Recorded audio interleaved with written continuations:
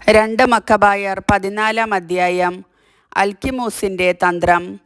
3 കൊല്ലത്തിനു ശേഷം സെലൂക്യസിൻ്റെ പുത്രൻ ദമത്രിയൂസ് കടൽ മാർഗം സുശക്തമായ ഒരു സേനയോടും കപ്പൽ പടയോടും കൂടെ ത്രിപ്പോളിസ് തുറമുഖത്തെത്തിയിരിക്കുന്നു എന്ന് യൂദാസും അനുചരന്മാരും കേട്ടു. അവൻ അന്തിയോക്കസിനെയും അവൻ്റെ രക്ഷാകർത്താവായ ലിസിയാസിനെയും നിഗ്രഹിച്ച് രാജ്യം കൈവശപ്പെടുത്തിയിരിക്കുന്നുവെന്നും അവർ അറിഞ്ഞു.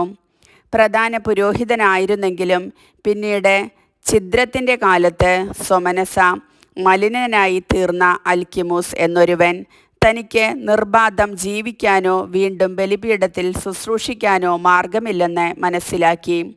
അവൻ 151 ആണ്ട് ദമത്രിയൂസ് രാജാവിൻ്റെ അടുത്തെത്തി ആചാരമനുസരിച്ച് ഒരു സ്വർണമകുടവും ഈന്തപ്പന കൈയും ദേവാലയത്തിൽ സൂക്ഷിച്ചിരുന്ന ഏതാനും ഒലിവ് ശാഖകളും സമ്മാനിച്ചു. അന്നേ ദിവസം അവൻ ഒന്നും സംസാരിച്ചില്ല. എന്നാൽ ദമത്രിയൂസ് അവനെ കാര്യാലോചനാ സംഘത്തിലേക്ക് ക്ഷണിക്കുകയും യഹൂദരുടെ താൽപ്പര്യങ്ങളെയും ലക്ഷ്യങ്ങളെയും കുറിച്ച് ആരായുകയും ചെയ്തപ്പോൾ അവന് തൻ്റെ ഭ്രാന്തലക്ഷ്യങ്ങൾ ഉന്നയിക്കാൻ അവസരം ലഭിച്ചു. അവൻ പറഞ്ഞു, യൂദാസ് മക്കബേയൂസിൻ്റെ നേതൃത്വത്തിൽ ഹസിദേയർ എന്ന് വിളിക്കപ്പെടുന്ന ഒരു യഹൂദ സമൂഹം ഉണ്ട്. അവരാണ് യുദ്ധവും കലാപവും വളർത്തുന്നത്.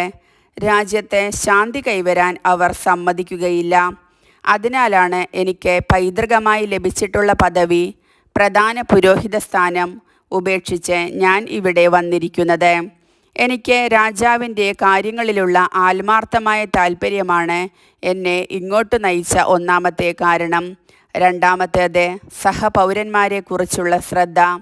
ഞാൻ മുൻപ് സൂചിപ്പിച്ച കൂട്ടരുടെ നിരുത്തരവാദപരമായ പ്രവർത്തികൾ നിമിത്തം ഞങ്ങളുടെ രാജ്യം മുഴുവൻ ദുരിതത്തിലാണ്ടിരിക്കുന്നു. കാര്യങ്ങൾ അങ്ങ് സൂക്ഷ്മമായി അറിഞ്ഞിരിക്കുന്നതിനാൽ മഹാരാജാവേ, അങ്ങേക്ക് എല്ലാവരോടുമുള്ള ദയാവായ്പ് ഞങ്ങളോടും ദുരിതമനുഭവിക്കുന്ന ഞങ്ങളുടെ ജനത്തോടും ഉണ്ടായിരിക്കണമേ. യൂദാസ് ജീവിച്ചിരിക്കുന്നിടത്തോളം കാലം രാജ്യത്ത് സമാധാനം ഉണ്ടാവുകയില്ല.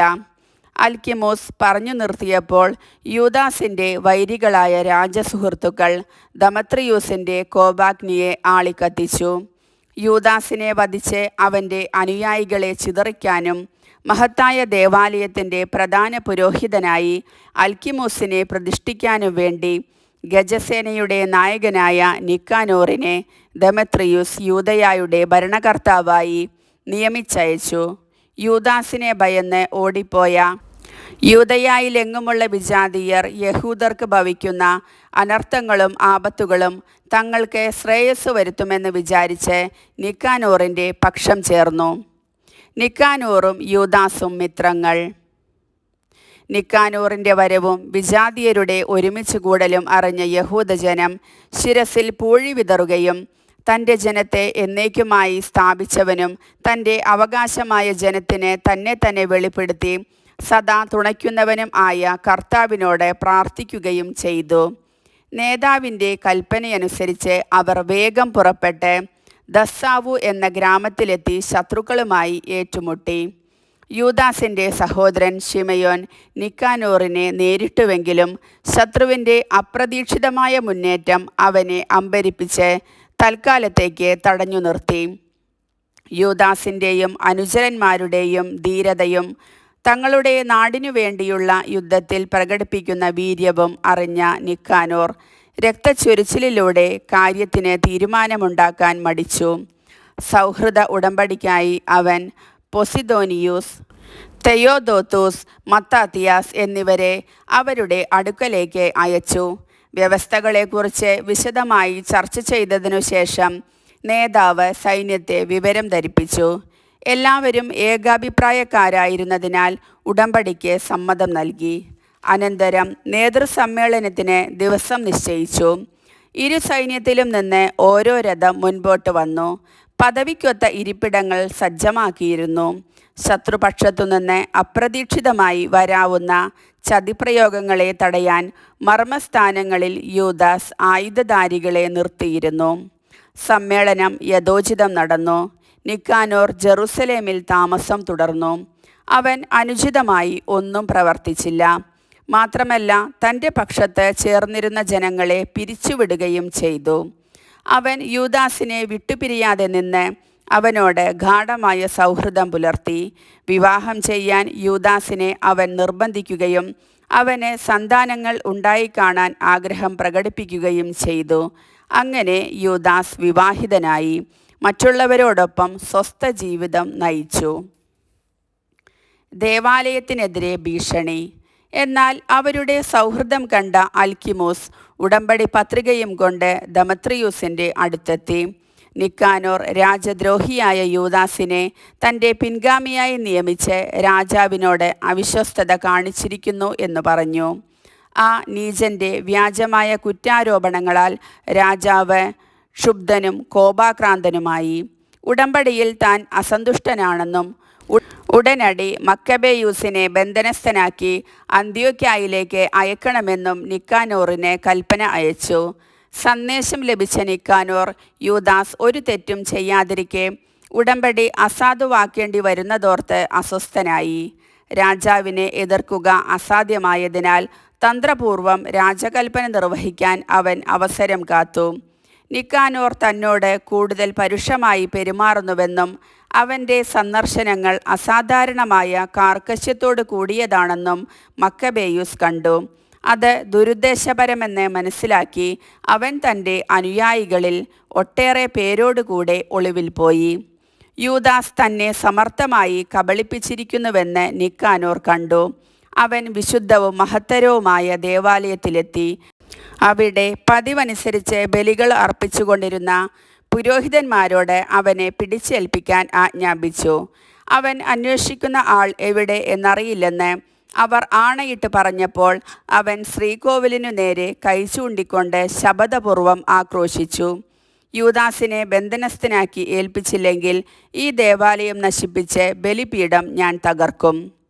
തൽസ്ഥാനത്ത് ദിയോനീസൂസിന് ഒരു മഹാക്ഷേത്രം ഞാൻ പണിയും. ഇത് പറഞ്ഞിട്ട് അവൻ അവിടെ നിന്ന് പോയി. അപ്പോൾ പുരോഹിതന്മാർ സ്വർഗത്തിലേക്ക് കൈകൾ ഉയർത്തി തങ്ങളെ എന്നും രക്ഷിക്കുന്നവനെ വിളിച്ച് ഇങ്ങനെ പ്രാർത്ഥിച്ചു: സകലത്തിൻ്റെയും നാഥ, ഒന്നിൻ്റെയും ആവശ്യം അങ്ങേക്കില്ല. എങ്കിലും ഞങ്ങളുടെ ഇടയിൽ വസിക്കാൻ ഒരാലയമുണ്ടാകാൻ അങ്ങ് മനസ്സായി. സർവപരിശുദ്ധിയുടെയും ഉടയവനായ കർത്താവേ, ഈയിടെ ശുദ്ധീകരണം കഴിഞ്ഞ ഈ ആലയത്തെ എന്നേക്കും അതിൻ്റെ പരിശുദ്ധിയിൽ സംരക്ഷിക്കണമേ. റാസിസിൻ്റെ മരണം. ജെറുസലേമിലെ ശ്രേഷ്ഠന്മാരിലൊരുവനും ജനസ്നേഹിയും ജനസമ്മതനും യഹൂദരുടെ പിതാവെന്ന് വിളിക്കപ്പെടുന്നവനുമായ റാസിസിനെക്കുറിച്ച് ശത്രുക്കൾ നിക്കാനോറിൻ്റെ മുൻപാകെ കുറ്റാരോപണം നടത്തി. വിജാതീയരുമായി ഒരു സംസർഗവുമില്ലാതിരുന്ന കഴിഞ്ഞ കാലത്ത് യഹൂദ വിശ്വാസത്തിൻ്റെ പേരിൽ കുറ്റം ചുമത്തപ്പെടുകയും യഹൂദ വിശ്വാസത്തിനു വേണ്ടി തീഷ്ണതാപൂർവം ശരീരവും ജീവനും അപകടത്തിലാക്കുകയും ചെയ്തവനാണ് റാസിസ്. നിക്കാനോർ തനിക്ക് യഹൂദരോടുള്ള വെറുപ്പ് തെളിയിക്കാൻ ഇച്ഛിച്ച് 500-ലധികം പടയാളികളെ അയച്ച് റാസിസിനെ ബന്ധനസ്ഥരാക്കാൻ ശ്രമിച്ചു. യഹൂദർക്ക് അത് ആഘാതമാകുമെന്ന് അവൻ പ്രതീക്ഷിച്ചു. പടയാളികൾ ഗോപുരം പിടിച്ചടക്കുമെന്നുള്ള ഘട്ടത്തിലായി. അവർ അങ്കണ കവാടത്തോടടുത്തു. വാതിലുകൾ തീവയ്ക്കാൻ ഉത്തരവും നൽകപ്പെട്ടു. അപകടസ്ഥിതി മനസ്സിലാക്കിയ റാസിസ് പെട്ടെന്ന് സ്വന്തം വാളിന്മേൽ വീണു. പാപികളുടെ കരങ്ങളിൽ പതിച്ച് തൻ്റെ കുലീന ജന്മത്തിന് യോഗ്യമല്ലാത്ത അതിക്രമങ്ങൾ സഹിക്കുന്നതിനേക്കാൾ മാന്യമായി മരിക്കാൻ അവൻ ഇഷ്ടപ്പെട്ടു. എന്നാൽ ഉത്കണ്ഠയും തിടുക്കവും മൂലം വീഴ്ച ലക്ഷ്യം തെറ്റി. സൈന്യം വാതിലുകളിലൂടെ തള്ളിക്കയറിക്കൊണ്ടിരുന്നു. അവൻ ധീരതയോടെ ഓടി മതിലിൽ കയറി പടയാളികളുടെ മധ്യത്തിലേക്ക് വീരോചിതമായി ചാടി. പടയാളികൾ തിടുക്കത്തിൽ പിൻവാങ്ങി. അങ്ങനെ ഒഴിഞ്ഞുകിട്ടിയ സ്ഥലത്ത് അവൻ വീണു. അവൻ എന്നിട്ടും മരിച്ചില്ല. കോപം ജ്വലിച്ച് അവൻ എഴുന്നേറ്റു. കഠിനമായ മുറിവുകളിൽ നിന്ന് രക്തം കുതിച്ചൊഴുകി. സൈന്യത്തിനിടയിലൂടെ അവൻ പാഞ്ഞു ചെന്ന് കുത്തനെയുള്ള ഒരു പാറയിൽ കയറി. രക്തം മുഴുവൻ വാർന്നു കഴിഞ്ഞു. ഇരു കൈകൾ കൊണ്ടും തൻ്റെ കുടലുകൾ പറിച്ചെടുത്ത് അവ തനിക്കു തിരിച്ചു തരണമെന്ന് ജീവൻ്റെയും ചേതനയുടെയും കർത്താവിനോട് പ്രാർത്ഥിച്ചുകൊണ്ട് അവൻ ആ പടയാളികളുടെ മധ്യത്തിലേക്ക് വലിച്ചെറിഞ്ഞു. ഈ വിധമായിരുന്നു അവൻ്റെ മരണം. കർത്താവിൻ്റെ വചനം.